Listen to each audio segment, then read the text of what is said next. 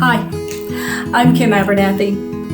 I'm here in the studio today, but I wanted to pause just for a moment and introduce myself and tell you a little bit about the class that I'm going to be offering in August through Cheap Joe's Art Stuff.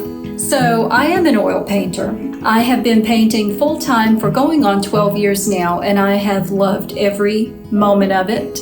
I paint most every day. I'm also a plein air painter. I just love to paint outdoors. When I travel, I take my paint with me. You never know when inspiration is going to hit. I live here in the Blue Ridge Mountains of North Carolina with the New River very close by. In the summertime, you can find me out on top of one of those mountains or beside the river painting. It's what I love to do every day. Now, to give you a little idea of what the class will be. So the class is called Landscapes in Oil. And I've had a lot of students tell me that they feel overwhelmed by landscapes.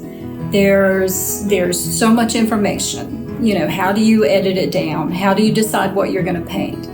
Well, in this class, I'm going to give you the framework to figure that out. We're going to start with some fundamentals, composition, design.